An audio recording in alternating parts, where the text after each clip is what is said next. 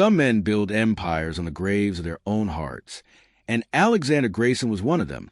Picture this. A departure lounge at LaGuardia Airport. Late afternoon, storm clouds gathering like bruises across the New York skyline. The kind of day when even the air feels heavy with consequences. And there, standing among budget travelers and crying babies, is a man who shouldn't be there, a man whose net worth could buy the entire terminal 10 times over, whose face has graced the cover of Forbes, whose handshake has closed deals worth billions. Alexander Grayson, 6'2", steel gray eyes, a jawline that could cut glass. And right now, that jaw is clenched so tight you could hear his teeth grinding from across the room. Because just 3 hours ago, his world imploded. His chief operating officer, Marcus Chun, the man he'd trusted for 7 years, the man he promoted over everyone else, the man who knew every secret of Grayson Industries, had just stabbed him in the back. Marcus had leaked confidential details of the Harriman merger to their biggest competitor. 9 months of negotiations. $14 billion. The deal of the century. All of it crumbling because of one man's greed and Grayson's misplaced trust. The board was in chaos. His lawyers were screaming into phones. And Alexander Grayson, the man who controlled everything, who prided himself on never being caught off guard, who had built a reputation on being 3 steps ahead of everyone else, was standing in a commercial airport departure lounge because his private jet had been grounded for emergency maintenance. Grounded, like some kind of cosmic joke. He'd never felt more powerless in his life, and if there's one thing Alexander Grayson couldn't tolerate, it was powerlessness. His fingers wrapped around the handle of his leather briefcase, Italian, custom-made, worth more than most people's cars, and he could feel his pulse hammering in his temples. The rage was a living thing inside him, coiled and venomous, waiting to strike at anything that moved. He'd already snapped at 2 assistants that morning, fired off a dozen brutal emails, and seriously considered punching to the window of his corner office before his head of security had suggested, very carefully, that perhaps Mr. Grayson should take the Chicago meeting in person, face-to-face, show strength. So here he was, Gate 37B, American Airlines, economy class, because apparently the universe had decided today was the day Alexander Grayson learned what humiliation tasted like. But what he didn't know, what he couldn't possibly know as he stood there radiating fury like a human reactor core, was that this flight was about to change everything, that in approximately 4 minutes, his carefully constructed armor would crack wide open, that the past he'd buried under mountains of success and endless ambition was about to reach up from the grave and grab him by the throat. The boarding announcement crackled through the speakers, and Grayson moved through the line like a shark through shallow water, focused, predatory, barely acknowledging the existence of the other passengers. He handed his boarding pass to the gate agent without looking at her face, because people like her were just obstacles, functionaries, background noise in the symphony of his importance. The jet bridge smelled like recycled air and cheap cologne. His $1,000 shoes made sharp clicks against the floor. And when he stepped through that airplane door, when he turned down the narrow aisle with his carry-on in one hand and his phone buzzing with disaster updates in the other, that's when time stopped. Row 14, middle section, economy class. Her, Lila, his breath caught in his chest like a fist closing around his lungs. For a moment, just a heartbeat, but it felt like falling through ice. Alexander Grayson forgot how to breathe, because there, seated among strangers with a small purple backpack tucked between her feet, was the woman he'd left behind 5 years ago. The woman he'd walked away from without looking back. The woman whose face he convinced himself he'd forgotten. Lila Monroe. No, not Monroe anymore. Probably, he didn't even know if she'd kept his name after the divorce papers were signed. Her dark hair was longer now, pulled back in a simple ponytail. She wore jeans and a soft blue sweater, nothing like the designer clothes he used to buy her, back when he thought love could be purchased with platinum cards and penthouse views. And in her arms, cradled with a tenderness that made something crack open in Grayson's chest, was a little girl. His breath caught in his chest like a fist closing around his lungs. For a moment, just a heartbeat, but it felt like falling through ice. Alexander Grayson forgot how to breathe, because there, seated among strangers with a small purple backpack tucked between her feet, was a woman he'd left behind 5 years ago. The woman he'd walked away from without looking back. The woman whose face he'd convinced himself he'd forgotten. Lila Monroe. No, not Monroe anymore. Probably, he didn't even know if she kept his name after the divorce papers were signed. Her dark hair was longer now, pulled back in a simple ponytail. She wore jeans and a soft blue sweater. Nothing like the designer clothes he used to buy her, back when he thought love could be purchased with platinum cards and penthouse views. And in her arms, cradled with a tenderness that made something crack open in Grayson's chest, was a little girl. The child couldn't have been more than 5 or 6 years old. Caramel-colored hair falling in soft waves around her face. Small fingers tracing patterns on the armrest, while Lila leaned down to whisper something that made the girl giggle. A sound so pure and uncomplicated that it felt like a knife twisting in Grayson's gut. The girl nestled closer to her mother, and Lila's hand came up to brush the hair away from her daughter's face with such natural grace, such unconscious love, that Grayson had to grip his briefcase harder just to stay upright. Her daughter, not their daughter, because he'd made damn sure there would never be an ours. The memory hit him like a freight train. Their penthouse 7 years ago. The nursery they'd started to plan, but never finished. He could see Lila standing in the doorway, her hands trembling slightly as she held something, a pregnancy test, though he'd barely glanced at it long enough to register what it was. He'd been pacing, phone pressed his ear, already mentally planning to press release for his latest acquisition. She'd waited until he hung up, and then she'd said it. "I'm going to be a mother, Alexander." He looked up from his laptop just long enough to say, "That's great," before turning to his email. Hadn't even asked the obvious questions. Hadn't even cared enough to wonder why she'd phrased it that way. "I'm going to be a mother," not "we're going to be parents." Because the truth was, he'd already made it clear. Children were distractions, liabilities, things that required time and attention and emotional energy he couldn't afford to waste when there were companies to acquire, competitors to crush, empires to build. 3 months later, she'd left. Or he'd left. The timeline was blurry now, lost in the haze of 18-hour workdays and merger negotiations. What he remembered clearly was the night it ended. Rain hammering against the windows of their penthouse. Lila standing by the door with a single suitcase, mascara running down her cheeks in black rivers. And him, standing there in his $1,000 suit, briefcase in hand, telling her he had a flight to catch, that the Tokyo deal couldn't wait, that she was being emotional and irrational, and if she'd just be patient, just understand that this was temporary, that once he'd built something truly great, then they could talk about things like family and feelings and all those soft, weak concepts that had no place in his world.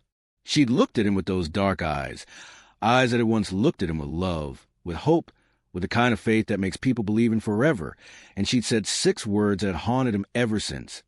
"You have a heart of winter, Alexander." Then she'd walked out into the rain, and he'd let her go, had convinced himself it was for the best, that he was meant for greater things than domestic life and diaper changes. That love was a luxury he couldn't afford, and now here she was, 5 years later, holding someone else's child with all the love he'd told her he couldn't give. Grayson forced his legs to move, walking past row 14 like a man in a trance. He found his seat 3 rows ahead, because of course the universe would put him close enough to see her, but too far away to speak without making a scene. He sat down between a college kid with headphones and a businessman already passed out against the window, and he tried to pretend his hands weren't shaking. Tried to pretend he couldn't feel her presence behind him like heat from a fire. Tried to pretend that seeing her hadn't just torn open every wound he'd spent 5 years cauterizing with work and whiskey and the cold comfort of success.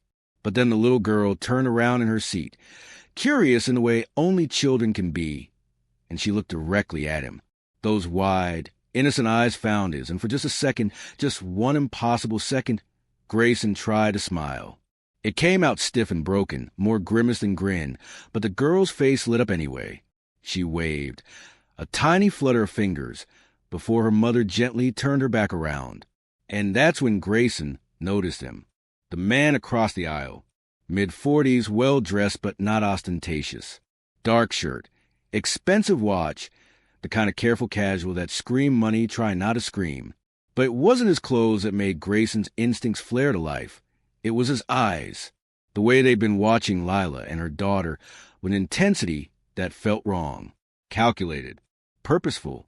The man's gaze shifted, landing on Grayson, and something passed between them. Recognition, maybe, or a threat. Grayson's paranoia, already running hot from Marcus's betrayal, kicked into overdrive. Was this connected? Had his enemies found a new pressure point? Or was this something else entirely? Something from Lila's life that had nothing to do with him, but everything to do with the danger his gut was screaming about? The engines began their low rumble. The flight attendants started their safety demonstration. Outside the window, rain streaked the runway lights into blurred stars. And Alexander Grayson sat there, trapped between his past and his present, between the woman he'd abandoned and the mysterious man watching her like prey, between the empire crumbling behind him and the daughter who wasn't his but somehow felt like the future he'd thrown away. The plane began to taxi toward the runway, and one question burned through everything else. What if the price of his empire had been too high? And what if he was about to lose even more before this flight was over? The plane leveled off at 35,000 feet, and Alexander Grayson made a decision that would have been unthinkable 48 hours earlier. He unbuckled his seatbelt and walked straight toward his past. 3 rows. That's all the distance between where he sat and where Lila cradled her daughter against the window. 3 rows that felt like crossing the Grand Canyon, on a tightrope made of regret. The businessman beside him was snoring. The college kid was lost in whatever garbage was playing through his headphones. And the mysterious man across the aisle, the one who'd been watching Lila with those predator eyes, was pretending to read a magazine, but Grayson could see his peripheral vision tracking every movement, could see the tension in his shoulders, the way his thumb kept tapping against the armrest in an irregular rhythm that screamed anxiety or anticipation, or both. Grayson stood. His legs felt strained beneath him, like they belonged to someone else. The cabin lights had been dimmed for the evening flight, casting everything in that artificial twilight that makes airports feel like purgatory. He moved down the aisle with the careful precision of a man defusing a bomb, because that's what this was, wasn't it? One wrong word, one miscalculated gesture, and everything could explode. Again, Lila looked up as a shadow fell across her seat, and the expression that crossed her face was something Grayson would remember for the rest of his life. Shock, yes, but underneath it, something harder. Something that looked like armor slamming into place. Her arm tightened protectively around her daughter, and the girl stirred, mumbling something soft and sleepy against her mother's shoulder. Alexander. His name in her mouth sounded like a word in a foreign language, familiar but fundamentally changed. Not warm, not cold, just distant. The way you might greet a stranger who happened to share a face with someone you used to know. Lila. He forced a word past the concrete mixer churning in his chest. Aye, can we talk? When we land. The little girl's eyes opened, brown and curious, and entirely too perceptive for someone so small. She looked at Grayson the way children look at thunderstorms, with fascination and instinctive wariness. Mommy, who's that? The girl's voice was a whisper meant to be private, but perfectly audible in the quiet cabin. Lila's jaw tightened. An old friend. Sweetheart. Go back to sleep. But the way she said old friend carried the weight of 1,000 arguments, 1,000 nights crying to pillows, 1,000 moments of choosing to survive his absence. She looked back at Grayson, and her eyes were walls. We have nothing to talk about, Alexander. Whatever you're looking for here, you won't find it. I'm not looking for anything, Grayson lied, because the truth, that he just realized he'd spent 5 years building monuments to his own emptiness, was too raw, too pathetic to speak aloud at 35,000 feet. I saw you and I wanted to. To what? Lila's voice was quiet, but sharp enough to draw blood. To remind me that you exist? To check in on the life you decided wasn't worth staying for. She glanced at her daughter, then back at him, and something fierce burned behind her eyes. You made your choice, Alexander. You chose steel and concrete and quarterly reports over anything real. So whatever guilt or nostalgia or midlife crisis brought you down this aisle, take it back to your seat. We're fine. We've been fine. We'll continue to be fine without you.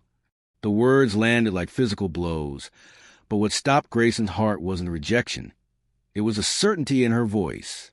She wasn't bitter. She wasn't angry. She was simply done. And somehow, that was worse than any screaming match, any thrown accusations. She'd moved on, had built a life, had become a mother to this beautiful little girl, while he'd been busy becoming a cautionary tale about ambition without humanity. But then Grayson's eyes flicked past her shoulder, through the window, and what he saw made every instinct he'd honed in boardrooms and hostile takeovers start screaming.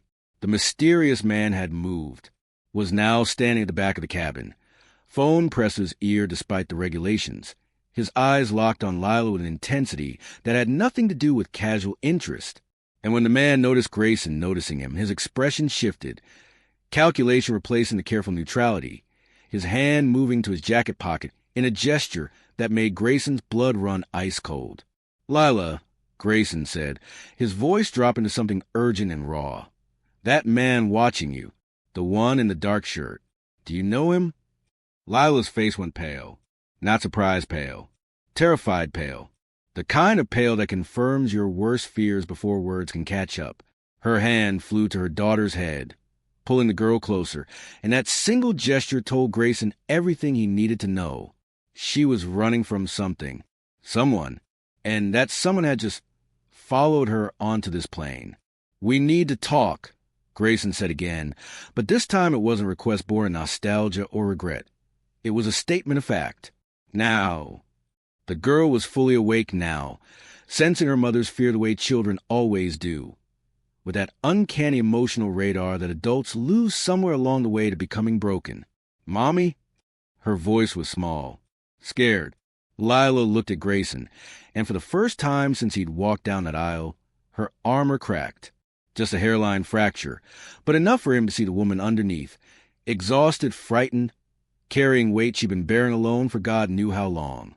She glanced at her daughter, then at the man at the back of the cabin, then back at Grayson, and he could see the calculations running behind her eyes.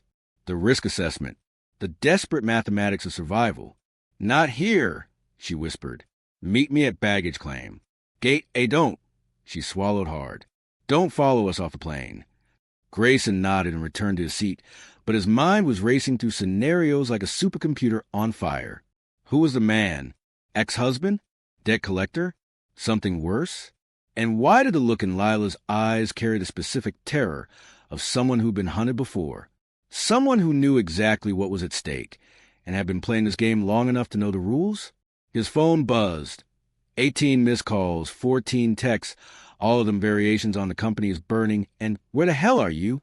His CFO, his lawyers, board members circling like sharks who just tasted blood in the water. The Harriman deal was officially dead. Marcus had disappeared with enough insider information to star his own competitor, and the board of directors was scheduling an emergency meeting to discuss Alexander Grayson's future with a company he'd built from nothing. His empire was crumbling, and for the first time in his entire adult life, Alexander Grayson didn't care. Because something had shifted in that brief, terrible conversation with Lila.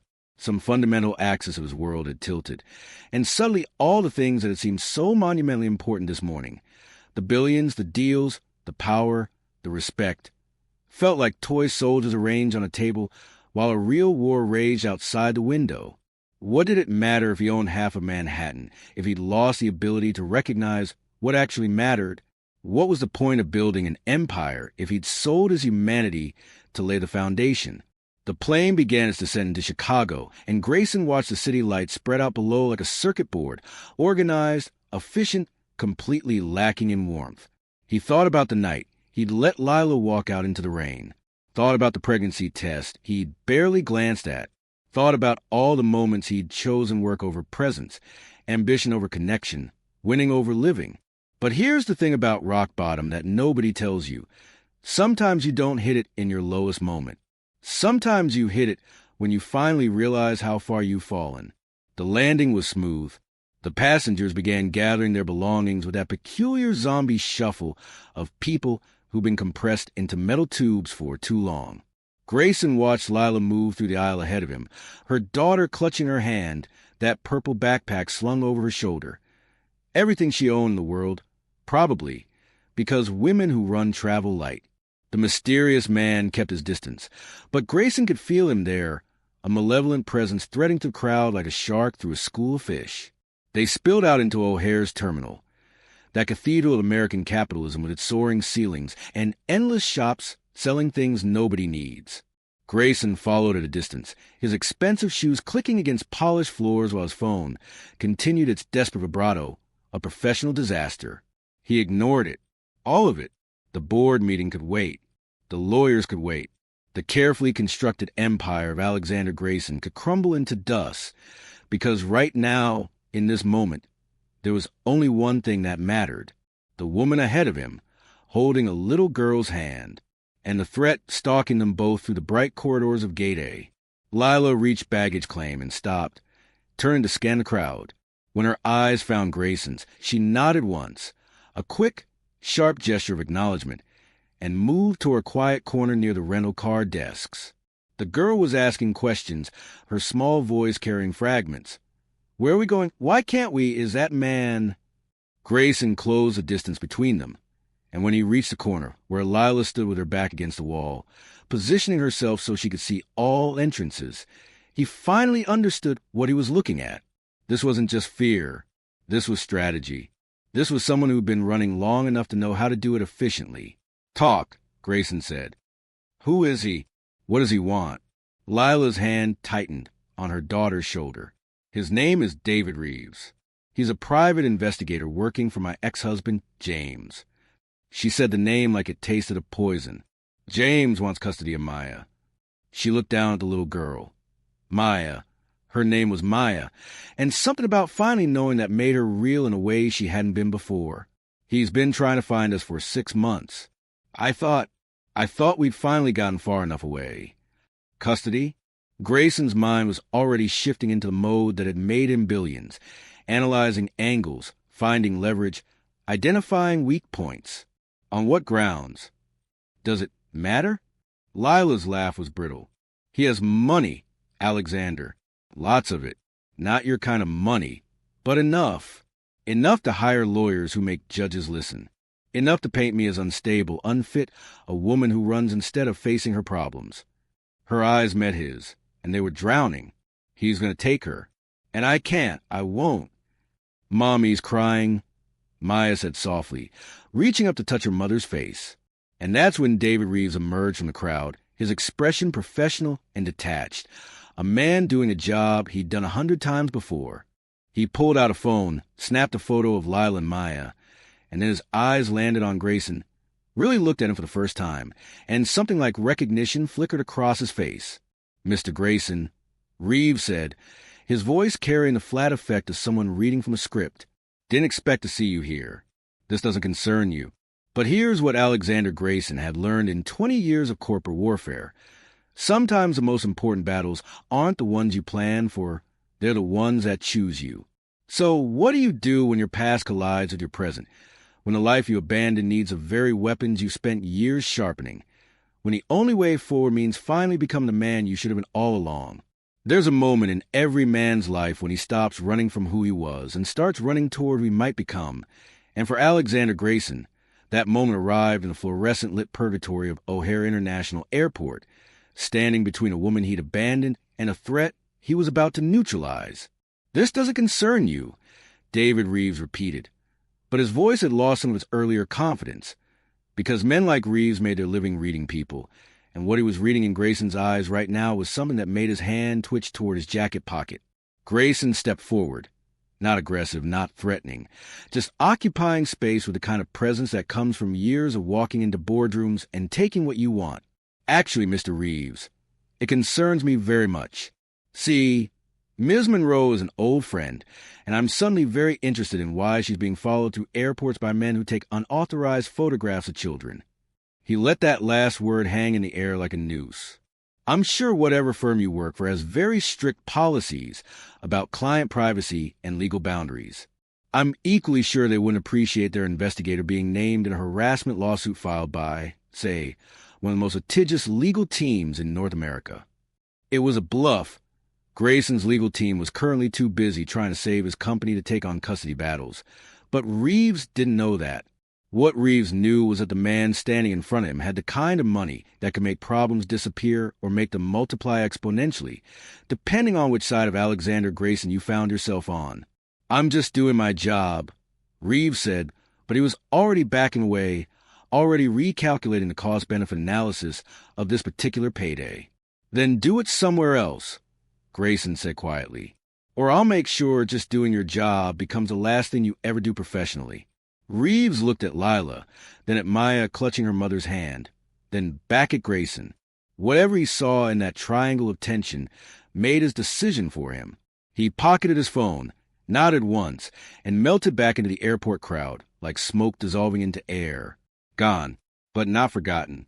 Because men like Reeves didn't give up, they just regrouped. The silence that followed felt like the moment after a gunshot, when your ears are ringing, and you're not sure if you're alive or dead or somewhere in between.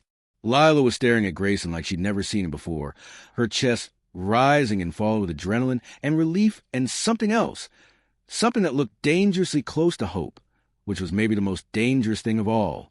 "Why did you do that?" Her voice was barely a whisper. And that was the question, wasn't it? Why had he done it? Not for redemption. Redemption was too clean, too simple. Not for forgiveness. He didn't deserve that, and they both knew it. Maybe he'd done it because for the first time in 5 years, he'd been given the opportunity to be useful for something other than closing deals and crushing competitors. Or maybe he'd done it because seeing Maya's frightened face had finally cracked open the shell he'd been living inside, and all the emotions he'd been storing in that vacuum-sealed darkness came flooding out at once. "Because I could," Grayson said finally, "and because I should have done it 5 years ago. Should have been there when you needed someone. Should have been the kind of man who stays, instead kind who runs." He looked down at Maya, who was watching him with those two wise eyes. "I can't change the past, Lila, but I can make a phone call right now. I can have the best family law attorney in Chicago meet us here within the hour. I can make sure that whatever your ex-husband thinks he's going to accomplish with hired investigators and intimidation tactics, he's going to find himself fighting a war he can't win. I don't want your money, Alexander." But even as she said it, her hand was trembling against Maya's shoulder. "I'm not offering money," Grayson said. "I'm offering a shield. There's a difference." Lila's eyes searched his face like she was looking for the catch, the angle, the hidden cost that always came with Alexander Grayson's generosity. And he couldn't blame her for that suspicion, because there had always been a price before. Every gift had been transactional. Every gesture had been leverage. Love had been a commodity he traded like stocks and bonds. Buy low, sell high, never let anyone see the books. But something had broken in him on that airplane. Or maybe something had finally healed. Either way, the man standing in O'Hare at 9:30 on a Wednesday night wasn't the same man who'd boarded the plane 3 hours earlier. "What do you want from us?" Lila asked, and the exhaustion in her voice made Grayson's chest ache. "Nothing," he said, and meant it. "I want nothing from you, Lila. I just want to help. No strings. No expectations. You take what you need and walk away, and I'll accept that. But let me do this one thing. Let me be useful for something that actually matters." Maya tugged on her mother's sleeve. "I'm hungry, Mommy." The simple, innocent request broke the tension like a hammer through glass, and Lila laughed, a small, broken sound that was half sob. "Of course you are, baby. Of course you are." She looked at Grayson, and the walls were still there, but maybe they'd lowered an inch. "Maybe two. There's a food court on the second level. We can talk there." They moved through the airport like a strange, improvised family, Grayson carrying Lila's purple backpack, without asking permission, Maya between them holding both their hands like a bridge connecting two islands that had been separated by years of silence. The food court was mostly empty, just a few red-eyed travelers hunched over bad coffee and worse decisions. They found a table near the windows where they could see the planes taking off into the dark Chicago sky, and Grayson bought chicken nuggets for Maya and coffee for Lila and nothing for himself because his stomach was too twisted with possibility to accept food. Maya ate with the focused intensity of small children everywhere, while Lila cradled her coffee cup like it was the only warm thing in a cold world. And Grayson made the phone call. His attorney, Sanderson, no relation to the traitor Marcus, the best family law specialist his money could buy, answered on the second ring despite the hour. "Sandra, I need you to take a case." Pro bono. He listened to her surprised silence, then continued. "Custody dispute. Mother fleeing abusive ex-husband with resources. I want you to bury him so deep he needs archaeology equipment to find daylight." He gave her the basics: Lila's name, Maya's age, the ex-husband's apparent wealth and connections, and Sandra, to her credit, didn't ask questions she didn't need answers to. She just said, "I'll have preliminary paperwork ready by morning. Restraining order, emergency custody protection, the works. Tell your friend she's not alone anymore." When Grayson hung up, Lila was watching him with an expression he couldn't quite read. "Your friend," she said quietly. "That's what you called me. Is that what I am?" "I don't know what you are," Grayson admitted. "I don't know what we are or what we could be. But I know I spent 5 years being the wrong kind of man, and I'd like to spend whatever time I have left trying to be a different one." Maya had finished her nuggets and was now drawing on a napkin with a crayon some kind soul had left behind. A house with a wonky roof and flowers that looked like explosions of color. She held it up proudly. "Look, it's where we're going to live when we stop running." The casual way she said it, when we stop running. Like running was just a normal part of childhood. Like safety was a destination instead of a permanent condition. Broke something in Grayson that he hadn't known was still intact.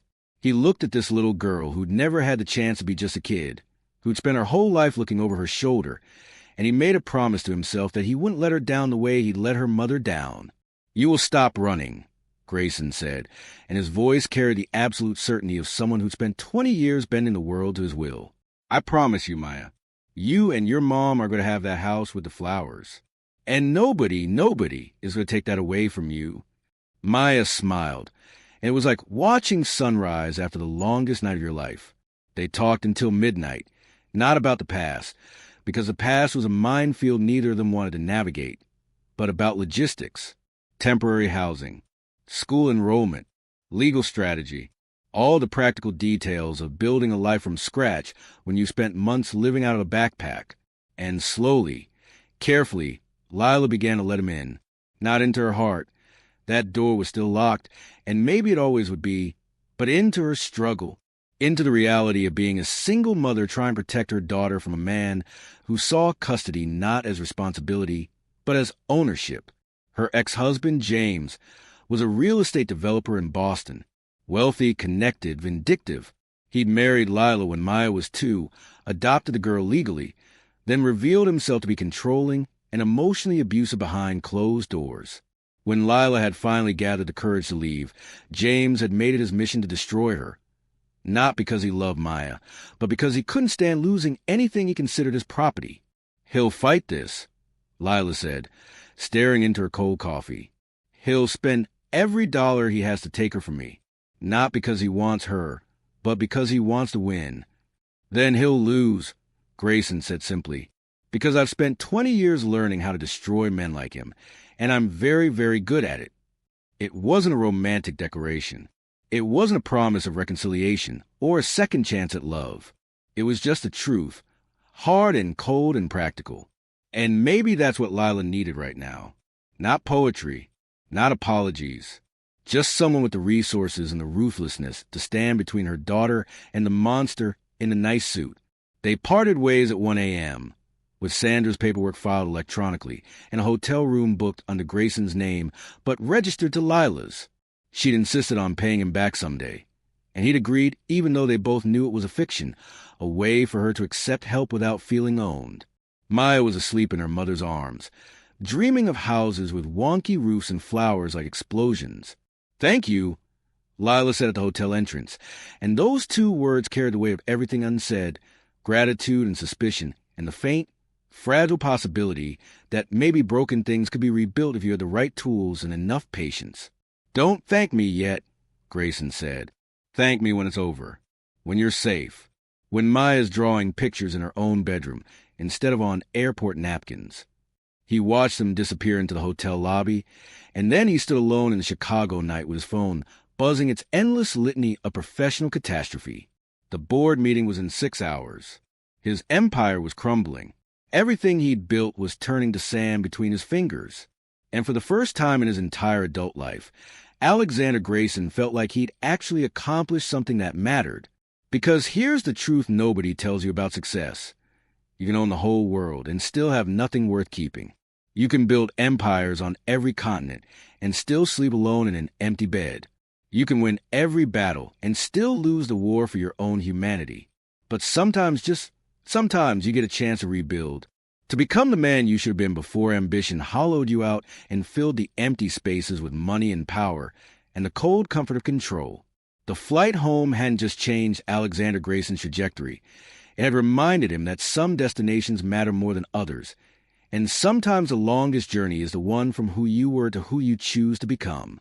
Now here's my question for you. Have you ever gotten a second chance you didn't deserve? Have you ever had the opportunity to rewrite your own story, to become the person you should have been before life carved away all the soft parts? Drop your answer in the comments below. I read every single one, and your stories matter. And if this story moved you, if it made you think about the empire you're building and the people you're leaving behind in the process, hit that like button and subscribe because we're just getting started. Next week, we're diving into a story about a woman who disappeared from her own wedding and the truth she discovered that made running seem like the only option. Trust me, you won't want to miss it. Until then, remember, it's never too late to choose differently. It's never too late to become the person you were meant to be. See you next time